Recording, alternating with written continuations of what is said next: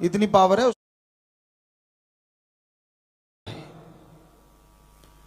और जब आपके विचार ऐसे गिरे होते हैं तो डीएनए में जो सेल हैं वो बहुत वीक बनते हैं, उनमें क्रिया स्थिर होने लगती है और दिमाग में पॉजिटिव मैसेज नहीं जाता। तो इसके लिए सुमरन ओम हरि अल्लाह वाहिगुरु राम का नाम जपो, चलते बैठ के लेट के काम धंधा करते हुए, ताकि उस डीएनए में पावरफुल मैसेज आए।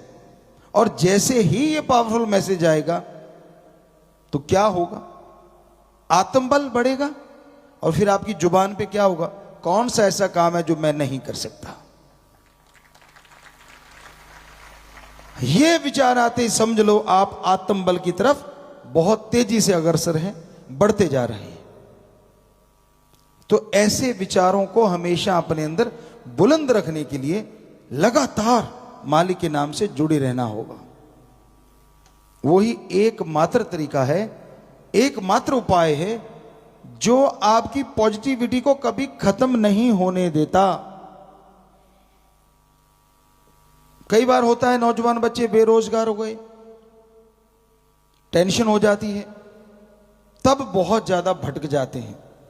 नशे का सहारा लेना, गुंडागर्दी का सहारा लेना, लोग उनका इस्तेमाल करने लग जाते हैं। बच्चों, आपकी अपनी जिंदगी है, फिर गुलाम क्यों बन रहे हो? क्या कहते हैं हमारे धर्म? पवित्र वेदों में साफ लिखा है, सारे धर्मों में लिखा है कि मनुष्य शरीर को जब बनाया गया तो भगवान ने, उस ओम ने, अल्लाह वाहिगुरु गॉड खुदा रब ने सारे देवी देवताओं को बोला इस शरीर को नमस्कार करो। पूछा गया क्यों करें हम? तो जवाब मिला यही एकमात्र ऐसा शरीर है जो 84 लाख शरीरों में सर्वश्रेष्ठ अति उत्तम है, क्योंकि इस शरीर में आत्मा आके और चीज छोड़ो, अगर मुझे भी देखना चाहेगी तो मैं मृत्यु लोक में जाके उसे दर्शन दूंगा। तो आपका शरीर कोई आम शरीर नहीं है, बहुत ही पावरफुल है। आप यकीन नहीं आता, हाथी को इशारों पे नचा लेते हैं आप, सूंड जितनी ताकत नहीं आप में। अगर वैसे कैलकुलेट करके देख लो, सूंड के बराबर पावरफुल नहीं है बड़ा पहलवान भी, इतनी पावर है उसमें। पर आप उसके ऊपर बैठ के आराम से सफर भी करते हैं कब से, और उसको कंट्रोल करते हैं गाड़ी की तरह, जिधर मर्जी ले जाओ। फिर कहते हैं मांसाहारियों में शेर घातक है, बड़ा खतरनाक है, पर आज आदमी ने उसके भी नकेल डाल रखी है। सर्कस में आपने देखा होगा कैसे नाचते हैं उनके इशारों पे। तो इंसान सर्वश्रेष्ठ है भगवान की तरफ से। पर ये नेगेटिविटी बोलना कहना क्यों बढ़ता जा रहा है?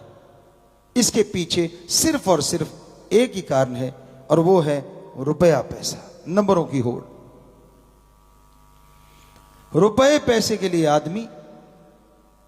आदमी के लिए बुरा सोचता है, गलत करता है, और इस रुपए पैसे की वजह से जो बच्चे बेरोजगार हैं उनको कोई गुमराह कर लेता है, अपने साथ चलने के लिए मजबूर कर देता है।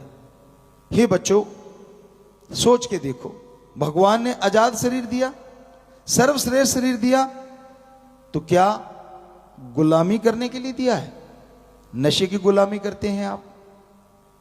धन दौलत जमीन जायदाद किसी के पास ज्यादा हो उसकी गुलामी करने को तैयार हो जाते हैं।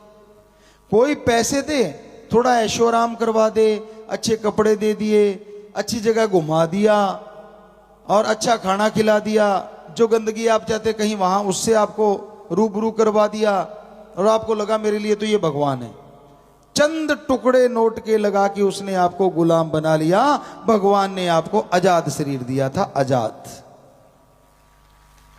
क्या आपका जमीर मर गया है जो आप झूठ पे झूठ बोलते रहते हैं? क्या आप जमीर मर गया है जो आप सोचने को मजबूर ही नहीं होते कि मैं गुलाम बनता जा रहा हूं? क्या आप इंसान हैं, कहीं रोबो तो नहीं? जैसा जिसने बटन दबाया वही बोला वही चला, वैसे ही किया। तो हे बच्चों, ऐसा कभी नहीं करना चाहिए। भगवान जी ने हमें 84 लाख शरीरों में सर्वश्रेष्ठ सर्वोत्तम माना है और बनाया है।